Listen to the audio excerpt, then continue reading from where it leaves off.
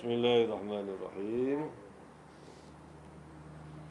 Kita baca surah Al-Fatihah, kita hadiahkan kepada Imam Ibnu Katsir. Al-Fatihah. A'udzu billahi minasy syaithanir rajim. Bismillahirrahmanirrahim. Alhamdulillahi rabbil alamin. Ar-Rahmanir Rahim. Maliki yaumiddin. إياك نعبد وإياك نستعين اهدنا الصراط المستقيم صراط الذين أنعمت عليهم غير المغضوب عليهم ولا الضالين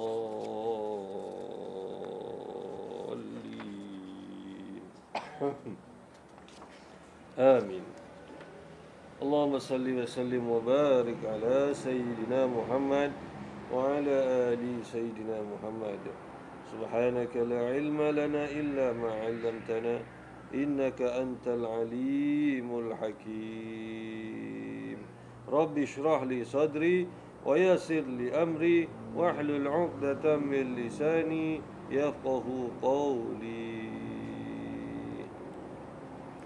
Ini hari saya nak cuba untuk membaca straight. Saya baca aja, jadi dengarkanlah sahaja apa yang saya baca. Nanti sampai puas saya membaca, nanti baru saya berhenti dan baru kita tengok balik apa ceritanya. Bismillahirrahmanirrahim. Adam alaihissalam dimuliakan Allah SWT dengan penciptaannya menggunakan tangannya sendiri dan ditiupkan sebahagian rohnya ke dalam dirinya. Oleh kerana itu Allah Subhanahu wa taala memerintahkan para malaikat bersujud kepadanya. Dalam surah Al-Hijr, Allah Subhanahu wa taala menerangkan hal itu. yakni ketika Tuhanmu berfirman kepada para malaikat, sesungguhnya aku akan menciptakan seorang manusia dari tanah liat kering yang berasal dari lumpur hitam yang diberi bentuk. Maka setelah aku menyempurnakan kejadiannya dan telah ditiupkan kepadanya sebahagian rohku, maka tunduklah kamu kepadanya dengan bersujud. Maka semua malaikat bersujud kepadanya kecuali iblis. Dia menolak bersujud bersama para malaikat. Allah Subhanahu wa taala berfirman, "Hai iblis, kenapa kamu tidak ikut bersujud bersama-sama mereka?" Iblis menjawab, "Aku sekali-kali tidak akan bersujud menghormati kepada manusia yang telah engkau ciptakan dari tanah liat kering yang berasal dari lumpur hitam yang diberi bentuk." Allah Subhanahu wa taala berfirman, "Keluarlah kamu dari syurga, kamu terkutuk sekali. Kutukan itu tetap berlaku bagimu hingga kiamat." Itu sudah menjadi keputusan dari Allah. Sebab iblis berani menyampaikan kekurangan atas diri Adam dan bahkan menghinanya, padahal Allah memberi kedudukan yang tinggi kepadanya. Jelas sikap iblis ini bertentangan dengan perintah ilahi. Pernyataan dalih yang dikemukakan iblis sama sekali tidak membawa keuntungan. Bahkan dalih yang dibuat itu membuahkan dosa yang lebih besar. Penegasan Allah dalam surah Al-Isra mengatakan, yang mana maksudnya?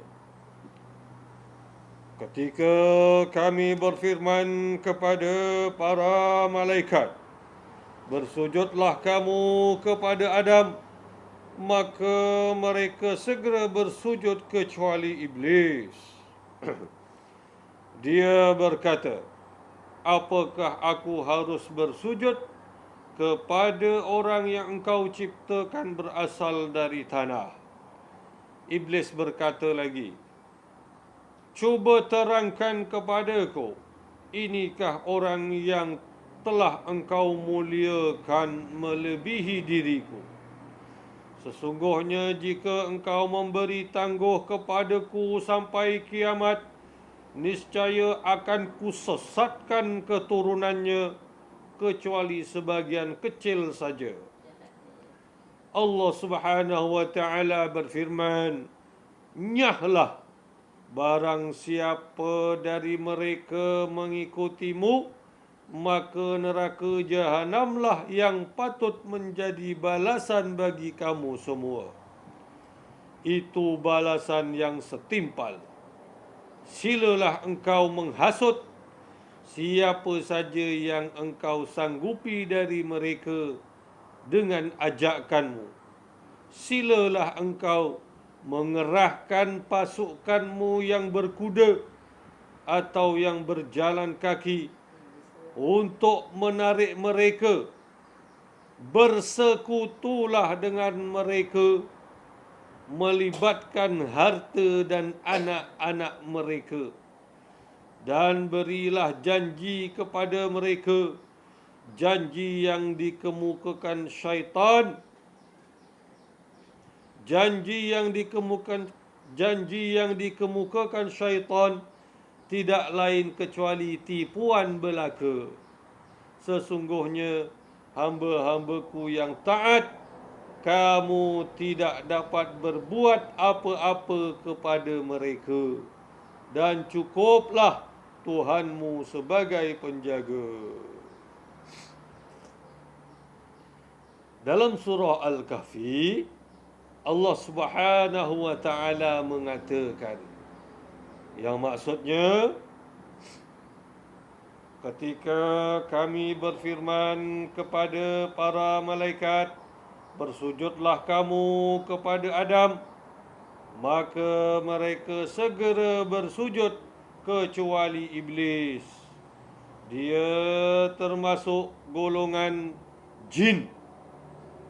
Dia mendurhakai perintah Tuhannya.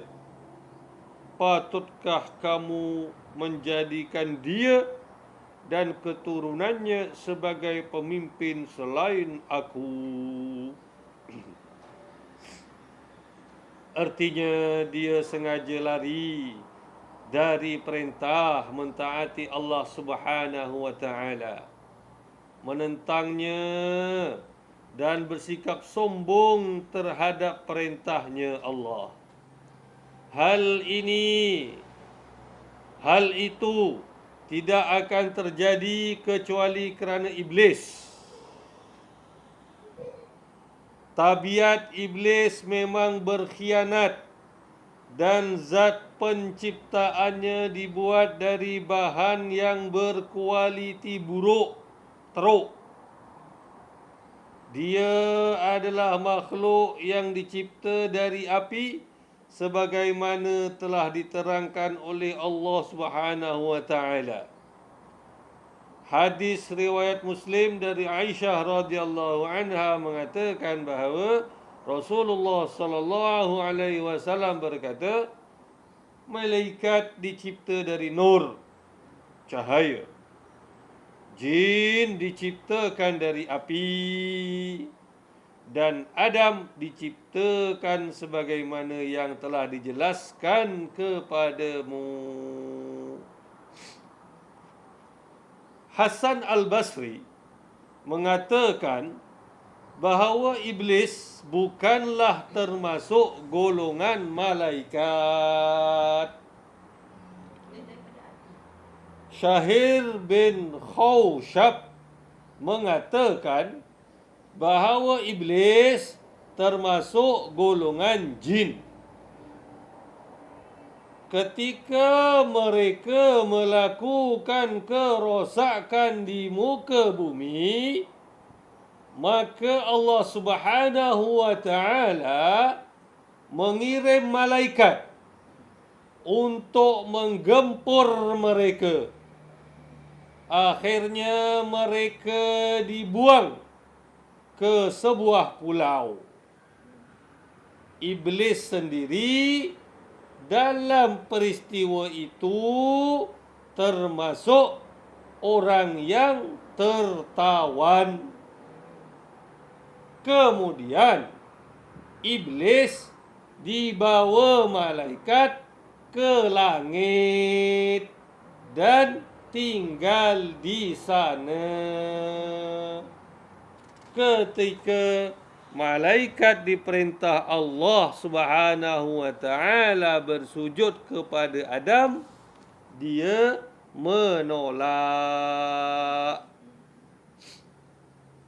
Ibnu Mas'ud, Ibnu Abbas, sebahagian dari golongan sahabat, dan Sa'id bin Musayyab mengatakan bahawa asalnya iblis adalah pemimpin malaikat yang tinggal di langit dunia. Kata Ibnu Abbas bahawa nama sebenar iblis adalah Azazil. Dalam riwayat lain daripadanya, iblis dikatakan bernama Al-Haris. An-Nuqashi mengatakan bahawa nama panggilan dia adalah Abu Kardus. Ibnu Abbas mengatakan bahawa di antara malaikat ada yang bernama Al-Jin. Mereka bertugas menjaga surga. Asalnya dia termasuk makhluk yang paling mulia di antara mereka, paling banyak berilmu dan rajin beribadah. Dia mempunyai 4 sayap, tetapi kemudian Allah merubahnya menjadi iblis yang terkutuk.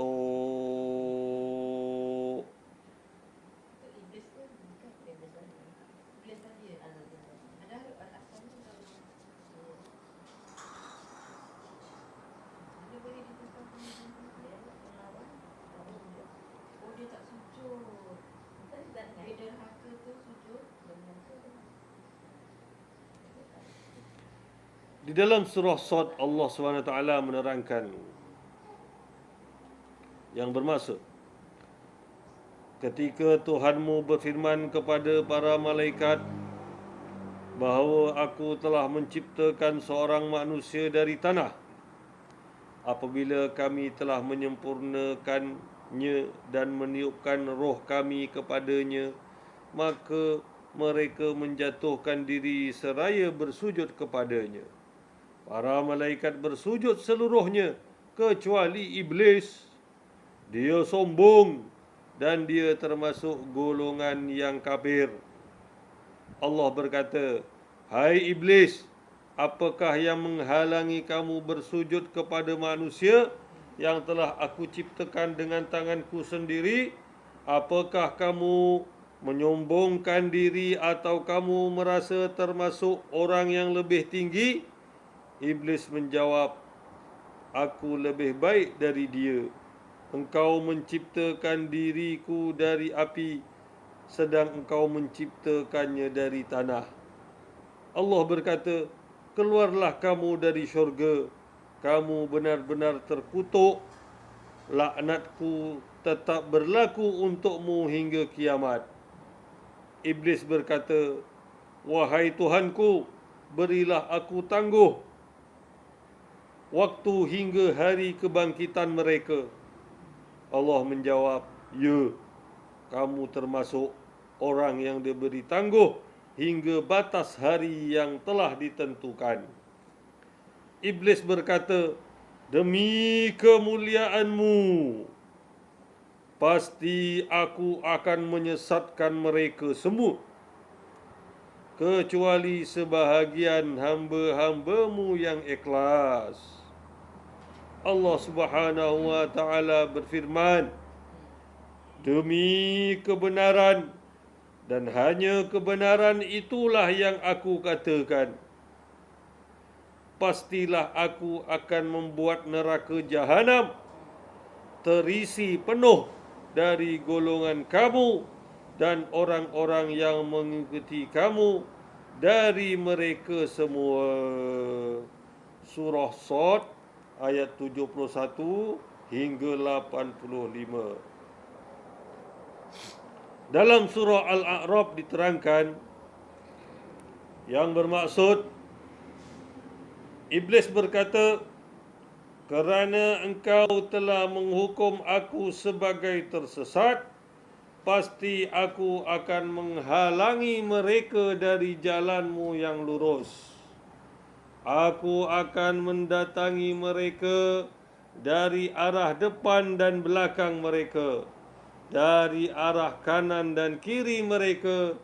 Engkau tidak akan mendapati sebahagian besar dari mereka bersyukur. Surah Al-A'raf ayat 16 hingga 17. Maksudnya, lantaran engkau yakni Tuhan menjadikan diriku sesat, pastilah aku akan menghalangi mereka dari segala jalan yang benar. Aku akan mendatangi mereka dari segala arah. Beruntung sekali orang yang menentang ajakan syaitan, dan amat celaka orang yang mengikuti ajakan syaitan. Imam Ahmad meriwayatkan dari Sabirah bin Abu Al-Fakih. Dia berkata, aku mendengar Rasulullah sallallahu alaihi wasallam berkata, syaitan mendatangi manusia tanpa bicara. Riwayat serupa dikemukakan oleh An-Nasa'i.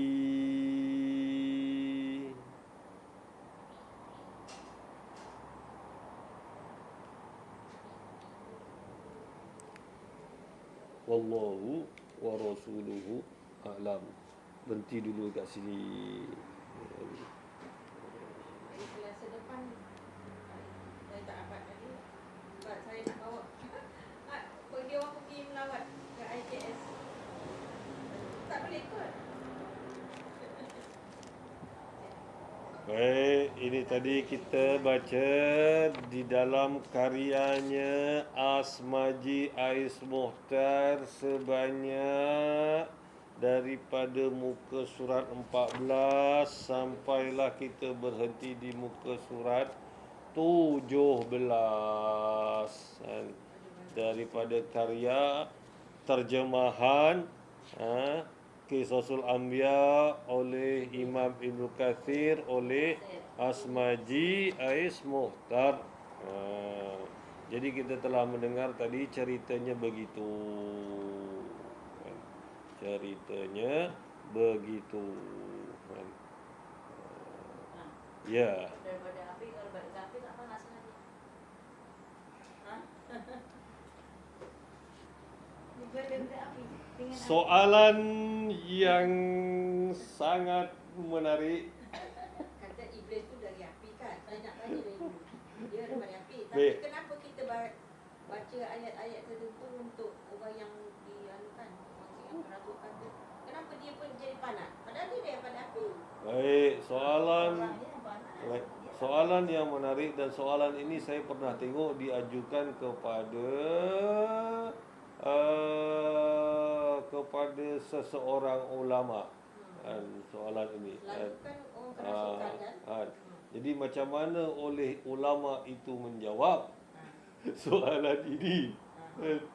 Jadi dia menjawab, dia tampar budak yang tanya tu. Kenapa? Baik, kamu dicipta daripada apa? Daripada tanah. Ini tangan saya ini dicipta daripada apa? Daripada tanah. Tanah jumpa tanah, sakit ataupun tidak? Begitulah saya pernah tengok. Api sakit juga. Ha? Api sakit juga. Ha? Ya begitulah. Itulah lagu orang kerasukan. Kalau Okey, ataupun kita nak kita bagi ya reda macam orang. inilah ya. Kita dicipta daripada tanah. Tanah. Lepas tu kita dimasukkan balik dengan dalam tanah. Lepas tu kita dihimpit dengan tanah. Sakit ke tidak kita? Okey. Tanah jumpa tanah juga. Dihimpit dengan tanah. Itu tu sesuai pada amalan kita lah. Dihimpit kita tidak. Tapi mesti kena impit katanya. Wajib kena impit. Yelah, kan lama-lama tanah tu rapat, jadi rata lagi kan. Di tanah. Tapi macam kita ni lah dia dunia punya ya. Kalau buat forensik tu walaupun buat 10 hari dikorek. Dah sebulan pun dikorek.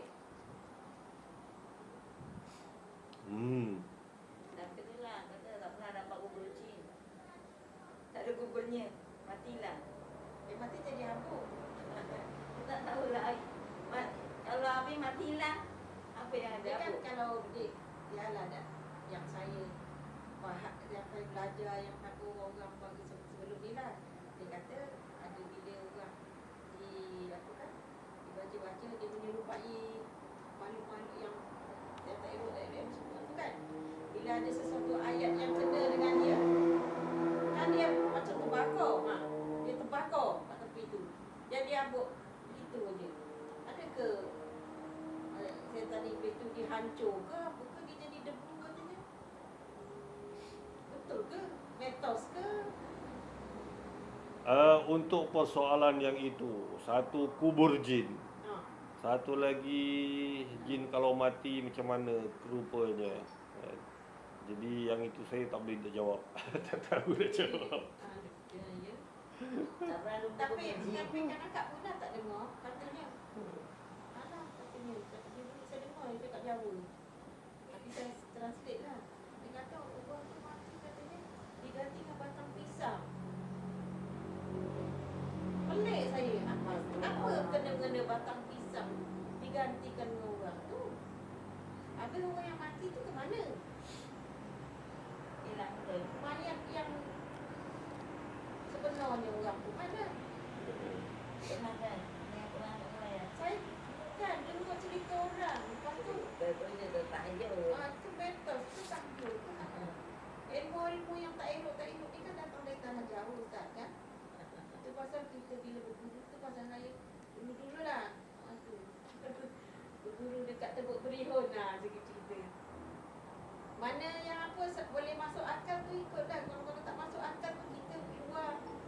Kita punya ilmu kita tu tak ke tahap itu ya kan. Tapi kalau kita cerita memang macam-macam lah kalau tengok tu. Apa tu? Tanah kubur. Jadi kubur jadi ular kat dalam keranda. Kita cuma cerita je. Kita tak pernah nampak, cuma kita tengok cerita-cerita je. Cerita aja. Nampak. Tapi kalau orang yang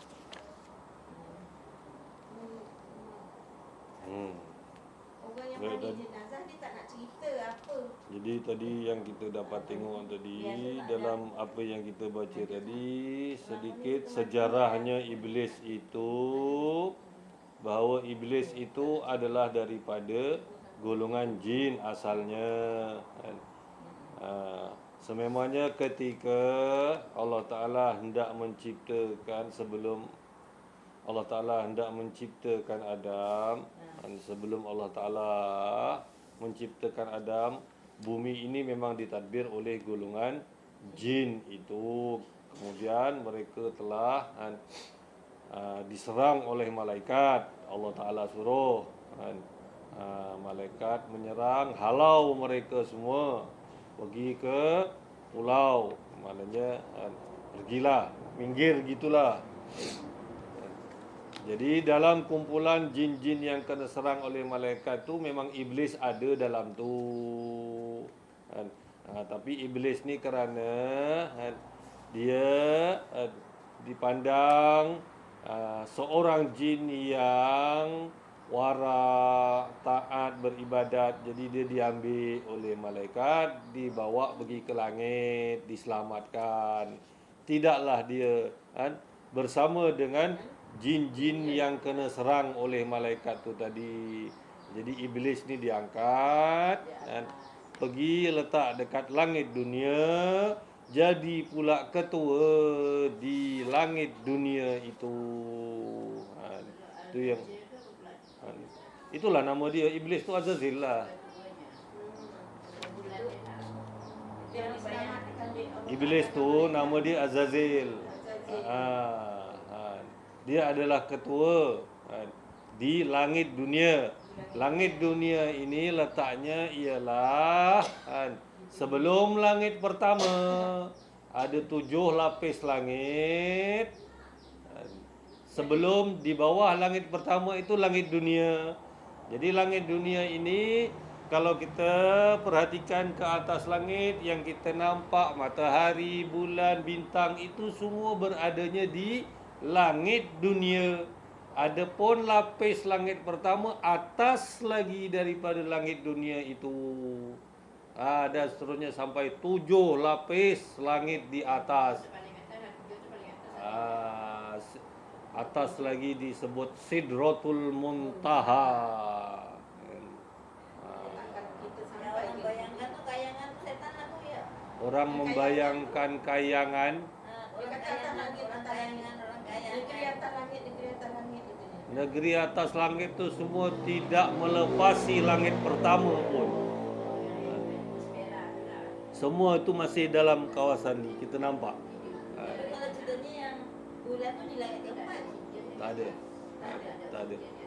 Bulan, bintang, matahari itu semua berada di langit dunia. Ada lagi atas tinggi. Ada lagi atas. Yang tak ada oksigen tu ya. Bukan kira tak ada oksigen. Langit dunia ni pun sampai ke bulan pun dah tak ada oksigen. Ada lagi, ada tinggi lagi. Tapi yang macam jin sekarang ni yang banyak apa, yang video lampu raya tu macam-macam tu dia ciptaan kemudian ke di pecahan dia anak cucu jin gitu. Okey. Jadi si jin ini sekarang ini dia telah berbangsa-bangsa. Macam manusia lah. Baik. Dalam riwayat yang lain bahawa makhluk ciptaan Allah ini bukan hanya manusia dengan jin. Tetapi Ada satu lagi. Dipanggil apa namanya? Quran kita kan hai jin dan manusia. Ah. Mana kamu kepada Allah kan? Kita sudah macam itu. Hai jin dan manusia. Ada satu lagi. Nama dia. Saya lupa namanya. Itu hari ada dalam kitab ni. Dalam kitab Imam Ibn Katsir ni ada disebut namanya. Tapi dalam terjemahan Ais Maji ni macam tak ingat. Disebut Al-Bun ke apa gitulah. Makhluk lagi kan? Makhluk tapi dikatakan dikabarkan di sini makhluk itu dia adalah spesies dengan jin juga. Satu bangsa dengan jin. Itu yang kata Jadi orang- itulah yang ya? itulah makhluk yang sebelum manusia yang bersama-sama dengan makhluk-makhluk jin tu. Tapi dia ada nama dia sendiri. Al-Bunyan lah. Al- Bunian lah. Al-Bun ke? Bunyi bunyan. Bunian tu kan dia Al-Jin Al-Bun. uh, Yang duduk dekat langit. Al-Jin Kan orang kata kayangan-kayangan. Sebab dia Kayangan Islam. Kayangan tu lain. Kayangan tu kan dia pun ada setan juga. Sebab dia kan kalau ikutkan dia Islam. Tapi apa senang ceritanya bahawa itu dua je lah, jin dengan Manusia. manusia. Jin dengan manusia. Jadi yang lain-lain yang toyol ke, yang langsui ke, yang gondoruo ke, yang hantu gala ke tu semua daripada jin. Dia tak menampak. Iblis tu satu je. Iblis tu satu je. Azazil tu lah Iblis iblis. saja ya. Azazil. Iblis je lah. Iblis tu Azazil tu lah iblis. Nama dia ya iblis, nama dia ya Azazil, satu tu je. kan, seorang tu je kan. Turunan dia lah. Tu dia ketuanya lah kan. Kemudian apabila dia dah dihalau, asalnya kan dia orang baik, duduk ketua lagi dekat surga sana, dekat langit dunia, surga di langit dunia kan. Lepas tu dia sombong, dia tak nak sujud dengan Nabi Adam, dia dihalau dengan Allah kan. Halau, keluarlah balik, turunlah balik daripada langit, daripada surga sana, baliklah ke bumi kan. Jadi balik ke bumi kan. Dekat bumi dah ada geng-geng dia dulu yang kena serang dengan malaikat tu, bukannya dibunuh semuanya, cuma dihalau kan. Jadi geng-geng dia ada lagi kat bumi, kawan-kawan lama dia kan. Dia angkat ke langit tu. Dia seorang aja yang diangkat ke langit kan. Selamatkan malaikat. Dia diselamatkan dengan malaikat kan. Itu yang masa merasuk Nabi Adam di surga tak makan masuk itu yang dari mana pula tu? Dia tu juga kan. Dia tu juga kan. Jadi ular. Jadi itu ceritanya belum kita baca.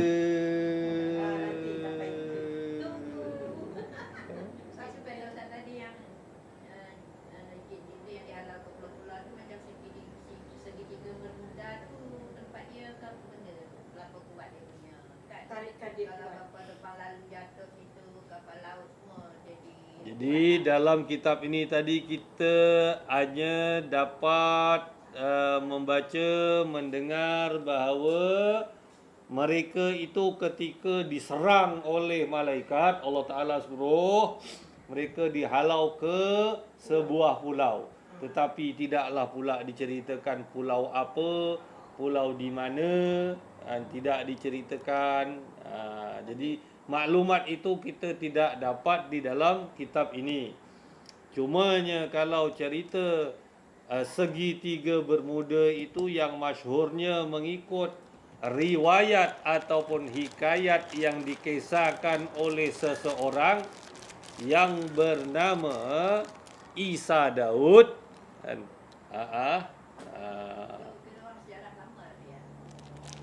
Isa Daud ni orang baru, orang zaman sekarang.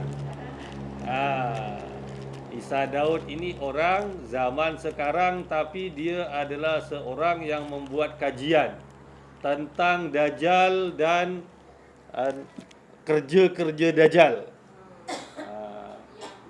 Dia buat kajian tentang Dajjal. Dia membuat kajian. Dajjal kan. Ustaz sekarang buat-buatkan. Kebanyakan macamnya banyak cerita-cerita tentang Dajjal ini memang dapatnya sumbernya daripada dia, Isa Daud nama dia. Dia orang Mesir. Isa Daud ni orang Mesir. Dia ini asalnya seorang wartawan, reporter. Tapi reporter syarikat apa tu saya tak pasti kan. Jadi dia punya kenalan satu dunia kan. Jadi kerja dia ni merantau pusing dunia, dia mencari manuskrip lama.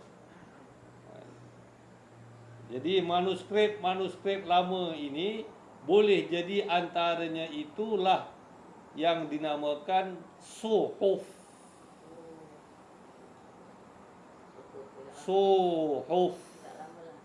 Baik, kita beriman dengan kitab yang Allah Ta'ala turunkan. Allah Ta'ala turunkan ada 4 kitab. Semua tu kita beriman dengan 4 kitab. Bermula dengan Allah Ta'ala turunkan kitab Taurat kepada Nabi Musa. Musa ya? Ya, tak ada. Nabi Musa, kitab Taurat. Kemudian Allah Ta'ala turunkan pula kitab Zabur kepada Nabi Daud.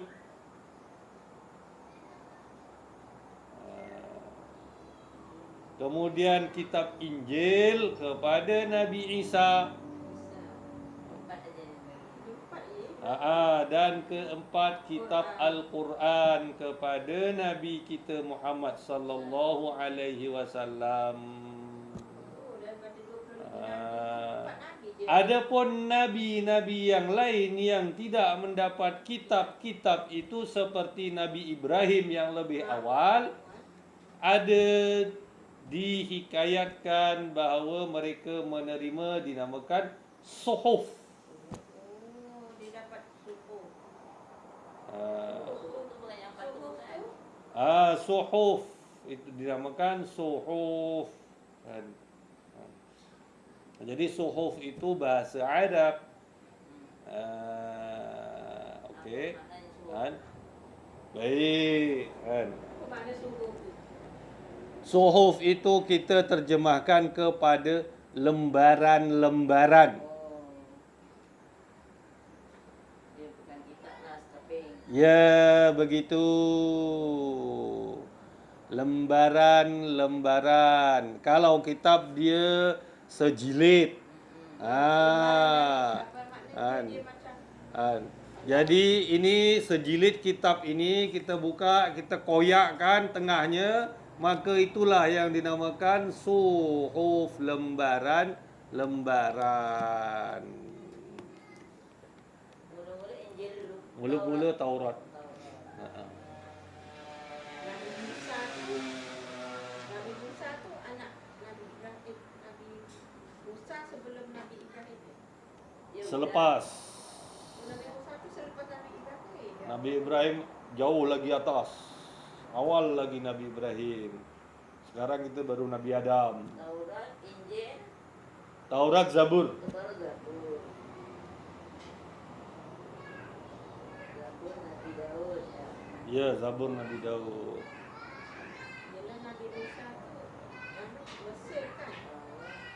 Mesir. Dia banyak kat Mesir. Sekarang timbul ya.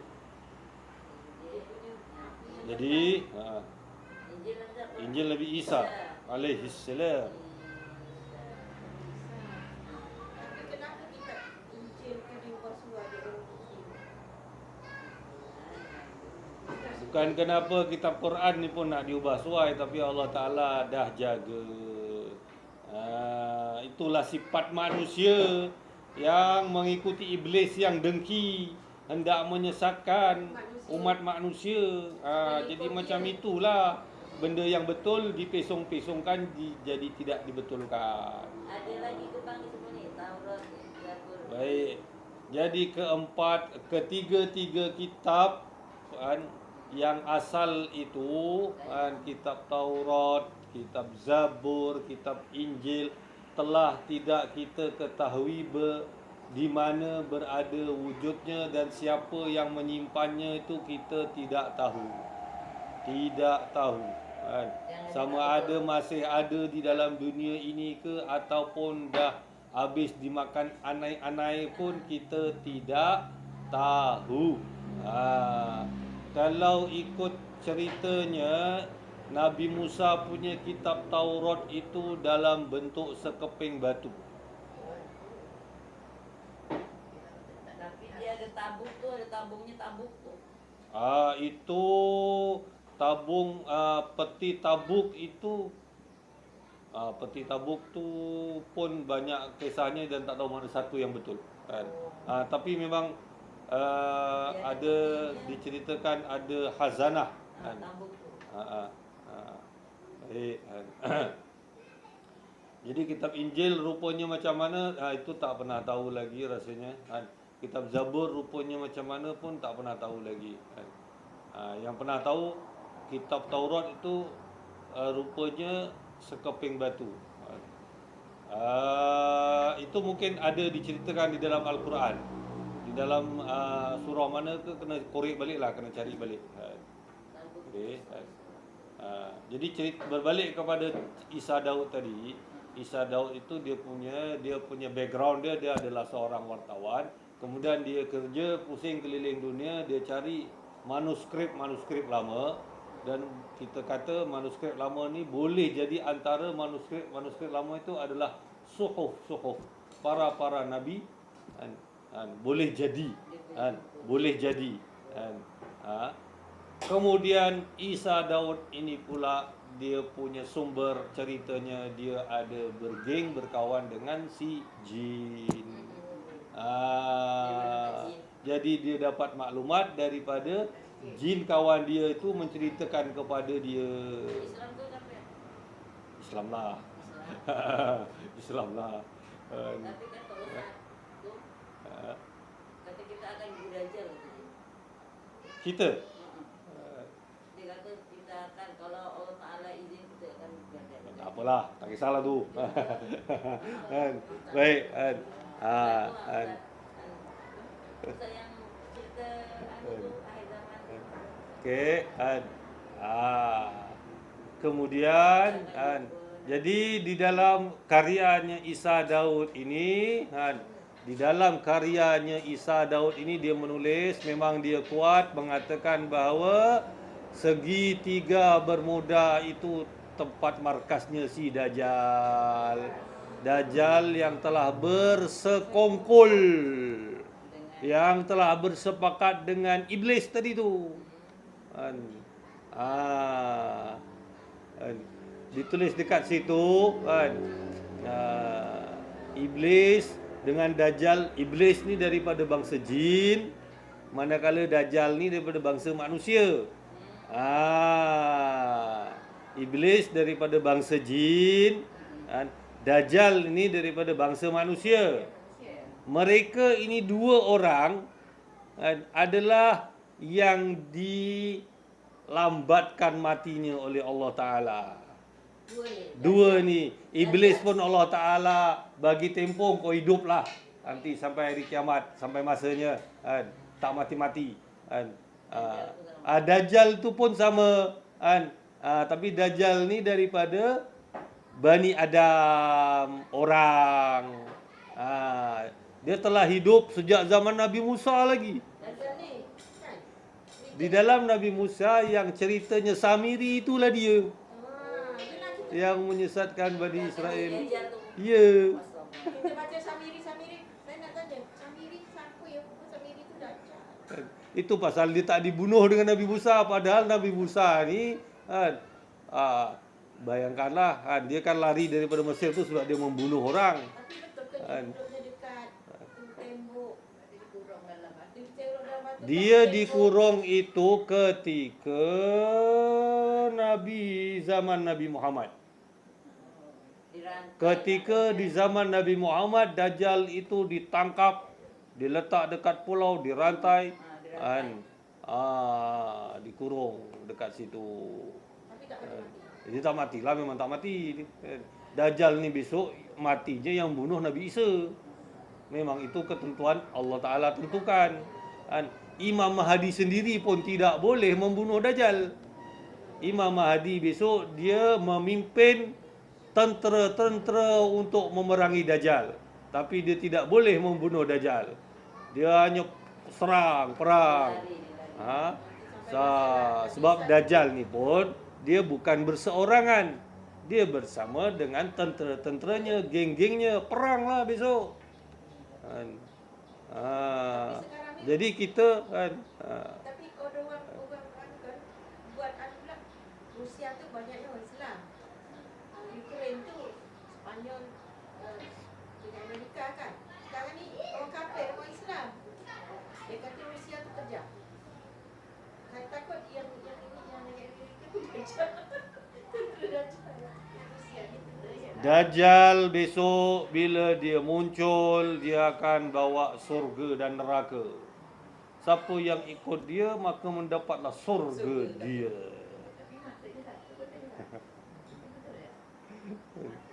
Ya, dikabarkan bahawa Dajjal itu sememangnya bermata satu.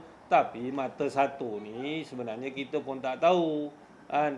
Mata satu dekat tengah ke, mata satu tu satu lagi buta.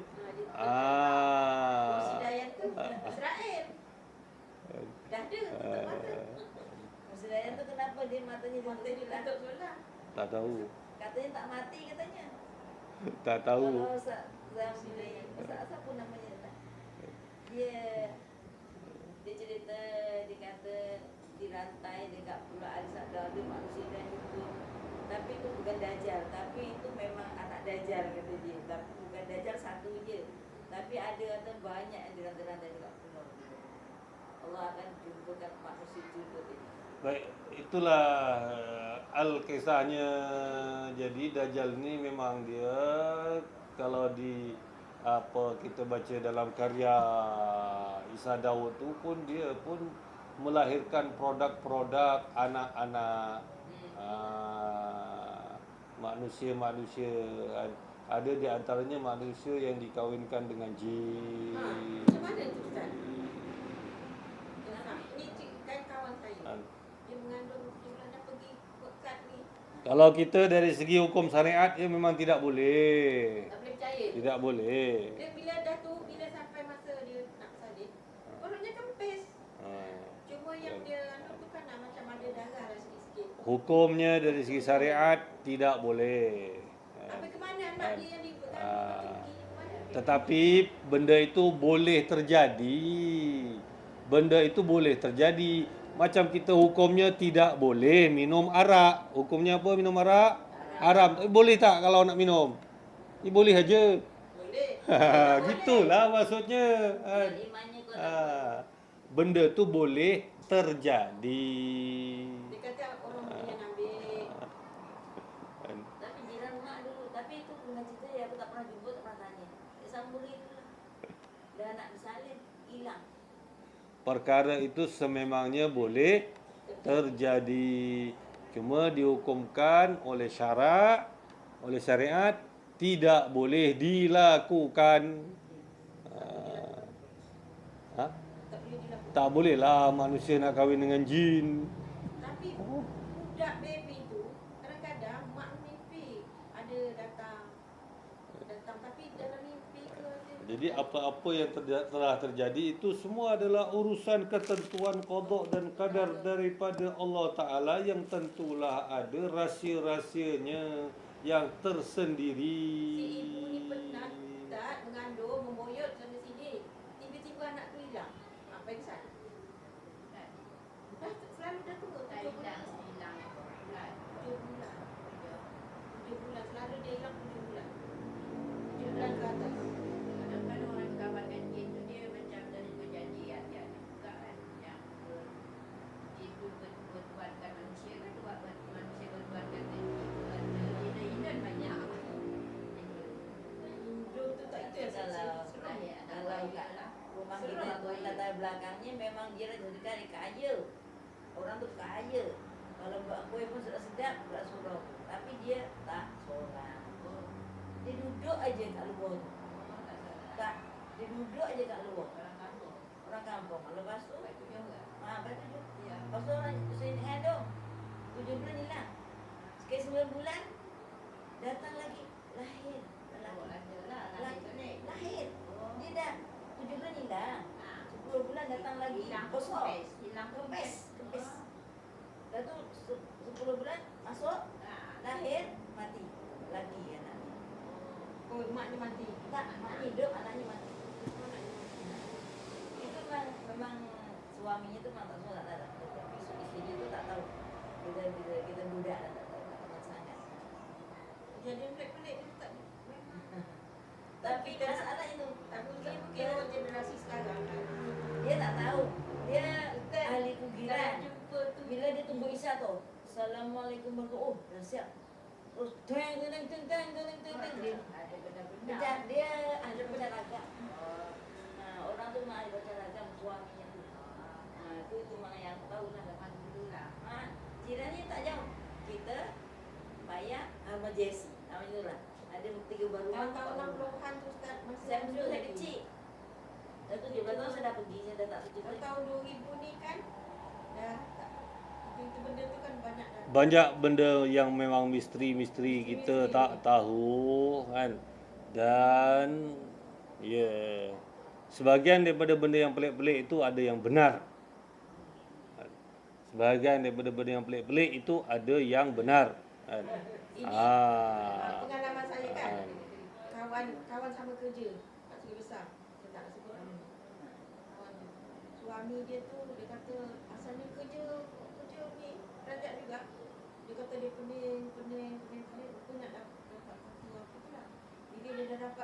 kata dah dia orang aku kan, dia aku kan dia lah jumpa satu perawat ni, dia boleh jadi dua. Satu hari tu kan, saya kat pejabat tu pengsan. Dia kata tak apa nak bawa dia tu suami aku. Dia boleh, suami dia tu boleh berinteraksi yang tak. Dia cakap dekat dia kata, dia kata saya tu terkena libasan orang hantar. Orang hantar katanya, oh tak apa hati tak dapat tanah. Oh tak dapat tanah ke apa ke, marah kan. Kata dia campaknya kat pokok tu je, kata bergayat-gayat dia buai-buai je dekat situ. Kau ni tak kuat katanya. Jadi untuk menyelamatkan kita, untuk menyelamatkan kita supaya di dalam kebenaran tidak kita tersesat, maka kita carilah orang-orang yang benar. Siapakah dia orang-orang yang benar?